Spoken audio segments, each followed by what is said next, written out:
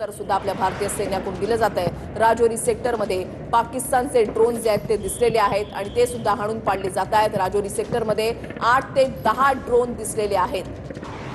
महत्वाची अपडेट, राजौरी सेक्टरमध्ये पाकिस्तानचे ड्रोन दिसले। राजौरी सेक्टरमध्येच गोळीबार देखील करण्यात आला होता आणि आता 8 ते 10 ड्रोन दिसल्याची सध्या माहिती आहे। राजौरी सेक्टरमध्ये ब्लॅकआउट करण्यात आलं होतं आणि आता पाकिस्तानचे ड्रोन दिसलेले ते ड्रोन सध्या हाणून पाडण्याचा प्रयत्न सुरू आहे। 8 ते 10 ड्रोन ही एवढी मोठी संख्या आहे। राजौरी सेक्टरमध्ये सध्या ब्लॅकआउट करण्यात आलेला आहे। गोळीबाराला देखील प्रत्युत्तर दिलेलं आहे आणि पाकने पुन्हा एकदा हा नापाक प्रयत्न केलेला आहे। नागरी वस्त्या, धार्मिक स्थळं आणि एअरपोर्ट आणि अनेक सामान्य नागरिकांना टार्गेट करण्याचं पाकिस्तानकडून हा नापाक हल्ला करण्यात आलेला आहे। राजौरी सेक्टरमध्ये 8 ते 10 ड्रोन दिसलेले आहेत। एक अपडेट समोर येते, जैसलमेर शहरात पुन्हा सायरन वाजायला सुरुवात झाली आहे।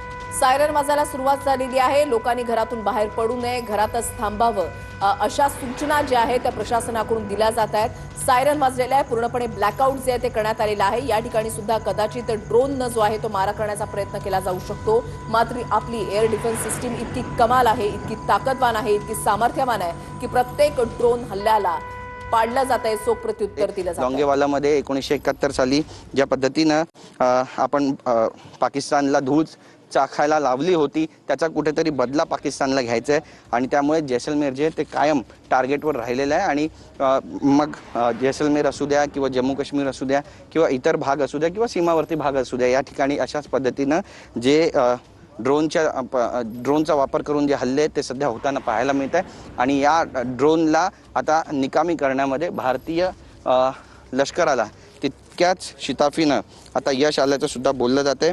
त्यामुळे पुन्हा एकदा आपण पाहतोय की आकाशामध्ये अशाच पद्धतीचं वातावरण सध्या पाहायला मिळते आणि सगळी दृश्य जी आहे ती या ठिकाणी आपण पाहतोय की कशा पद्धतीचं वातावरण सध्या आहे आणि त्यामुळे काही झालं तरी देखील हे जे हल्ले आहेत ते प्रतिकात्मकरित्या केले जात आहेत आणि भारतीय लष्कराकडून हे सगळे हल्ले जे आहेत ते परतवले जात आहेत। कॅमेरा पर्सन खंडुराजसह गिरीश गायकवाड, TV9 मराठी, जैसलमेर।